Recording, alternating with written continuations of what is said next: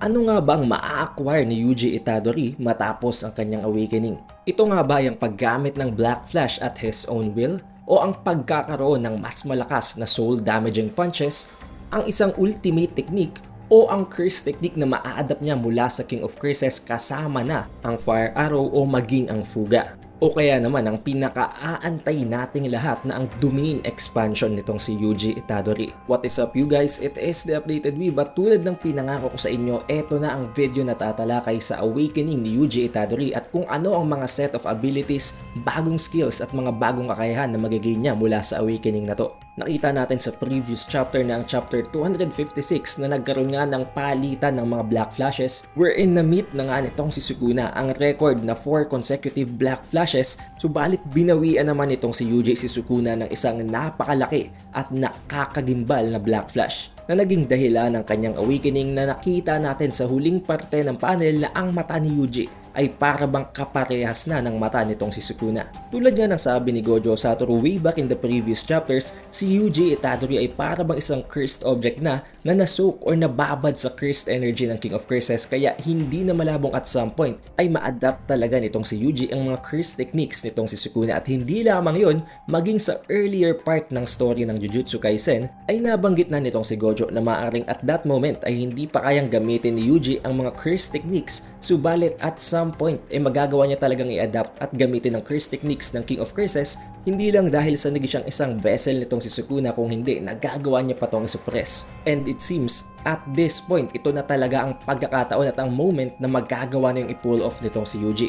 Especially dahil nakita naman natin sa mga mata pa lang nitong si Yuji Itadori na kapareho niya na ng mata si Sukuna. Kung hindi naman yon, pwede namang ma-awaken nitong si Yuji Itadori ay ang paggamit ng Black Flash at his own will at maging ang pinakaunang sorcerer na magagawang makontrol ang Sparks of Black. Dahil as you know nga, maging si Gojo Satoru ay inamin na hindi niya kayang mag-launch ng Black Flash at his own will at talagang umaasa lamang siya sa swerte o buenas para makapag-land ng ganito. At kung inaakala nyo na hindi importante at hindi naman ganun kalakas ang isang Black Flash, diyan kayo nagkakamali dahil hindi lamang isang parabang critical hit ang Black Flash, nakakapagdulot pa ito ng napakadaming benefits. Nagagawa nitong makapag-restore ng cursed energy reserves at nagagawa nitong ma-regain ang kahit na anong set of skills na nawala throughout the battle. Tulad na lamang ng reverse curse technique at ng kung ano-ano pang pwede mong taglayin as a sorcerer. Pero hindi yun mangyayari instantly na sa pamamagitan lamang ng isang Black Flash ay mareregain mo na agad ang iyong output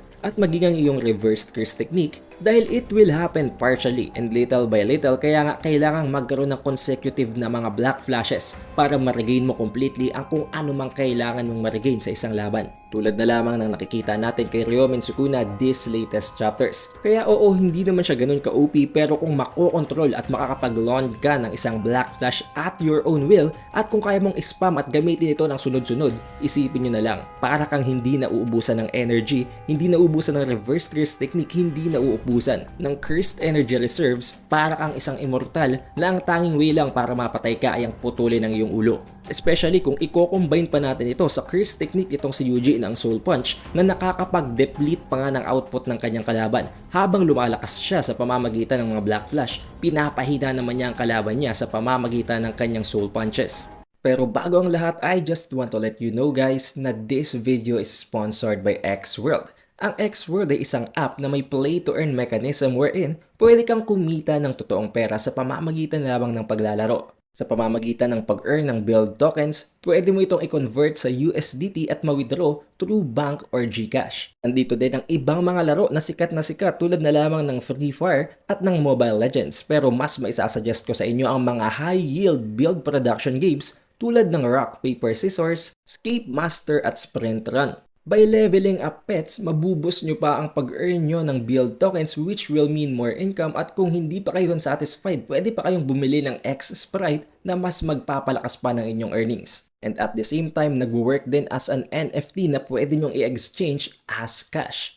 Don't forget to use my invitation code na TW5N9K para sa additional and bonus na build tokens, at may ipinrovide din sa atin ang X-World na 2 gift codes na naglalaman ng 20k build tokens each na mahahati naman sa 500 first user each for a total of 40k build tokens. Hindi lamang yan, mamimili pa ang X-World ng 15 lucky winners ng $1 at para makasali at maging isa sa mga lucky winners na yon ay mag-comment ka lamang ng hashtag Xworld space ang iyong pangalan plus ang iyong invitation code. Kaya ano pang hinihintay mo? Hurry up and install Xworld at mag-earn ng money habang nag-enjoy. Maaari din naman na maging ang awakening nitong si Yuji Itadori ay ang mas mataas na level na paggamit ng kanyang blood manipulation. Dahil as you know, si Yuji Itadori ay isa pa ring parte ng death painting or ng cursed womb. And by common sense, nakita naman natin na ang lahat ng mga naipresent or naipakita na abilities ng death painting nitong si Eso, ni Kechizu at nitong si Choso ay lahat may kinalaman ng abilities sa pagkontrol ng kanilang dugo or sa pamamagitan ng blood manipulation. And by the previous chapter nga ay nabanggit at nagbigay na ng parabang foreshadowing dito si Choso na ang lahat daw ng mga kapatid nila within the cursed womb ng death painting ay maninirahan sa loob ni Yuji as one. Which might actually be an indirect way para sabihin na kinain na nitong si Yuji ang natitira pang mga death painting para i-buff at maipon ang lahat ng kanilang lakas at para ma-acquire ang kanilang mga cursed techniques. Now let's get to the exciting part. Alam kong ito ang pinaka-iintay ninyong lahat. Paano kung magkaroon ng isang ultimate technique at ng isang domain expansion itong si Yuji Itadori? Hindi malabong magkaroon nga ng isang ultimate technique itong si Yuji tulad na lamang ng Uzumaki ni Geto Suguru, and surely at some point ay bibigyan talaga nitong si Gege Akutami si Yuji ng kanyang sariling domain expansion dahil ang lahat ng nangyayari ay para bang nagli-lead sa isang clash ng domain expansion sa gitna ni Yuji at nitong si Ryomen Sukuna. Dahil isipin nyo, napakaraming beses nang nakahit ng black flashes nitong si Sukuna pero hindi pa rin niya nare-reveal kung anong hinihil niya, kung anong naregain niya sa pamamagitan ng Sparks of Black. And tulad nga ng nabanggit natin sa previous chapters na damage ang prefrontal cortex nitong si Sukuna at nitong si Gojo Satoru nang dahil sa paglalaban nila. Prefrontal cortex na kung saan ay nakatago ang innate curse technique na maaring unti-unti nang hinihil nitong si Sukuna sa pamamagitan ng kanyang reverse curse technique. Bakit ang tagal?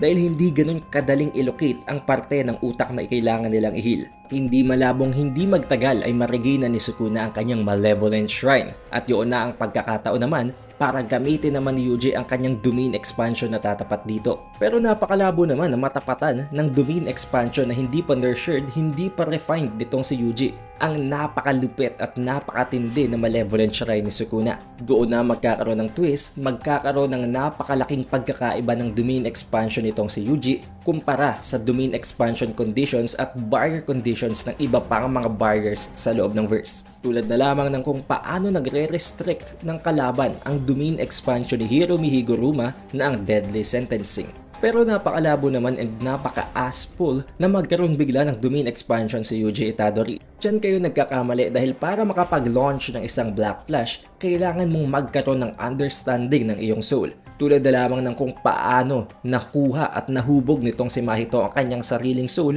at nakapaggamit ng kanyang domain expansion matapos ang isang Black Flash. Alam naman nating lahat na ang domain expansion is a reflection of the soul. Nabanggit din sa kwentong ito na napakalaki ng difference sa gitna ng kayang gumamit at naka-experience na ng Black Flash sa mga sorcerer na hindi pa nakaka-experience at hindi pa nakakagamit nito. To the point na ang difference daw ay para bang heaven and earth. Dahil ang mga nakagamit na ng Black Flash ay nagkakaroon ng napakaganda at napakamalinaw na understanding ng core ng cursed energy. And for Yuji, na halos para bang napaka-casual na lamang na gumagamit ng Black Flash to the point na para bang halos nakokontrol niya na ito, hindi malabong meron talagang perfect grasp ng kanyang sariling soul itong si Yuji at makagamit at makabuo siya ng kanyang sariling domain expansion. Meron din tayong ibang theories na tumatalakay sa kung ano ang tunay na curse technique na maa-adapt nitong si Yuji Itadori, kung dapat na nga bang i-acknowledge si Yuji Itadori as a special grade at iba pang mga theories all throughout this channel. But what do you guys think? Be sure to put that sa comment section below para mapag-usapan pa natin. Don't forget to leave a like, subscribe at i-ring mo na din ang bell button at huwag mo na din kalimutang i-follow ang ating Facebook page by the same name na Updated Weeb. Muli, it is the Updated Weeb and I'll see you on the next one.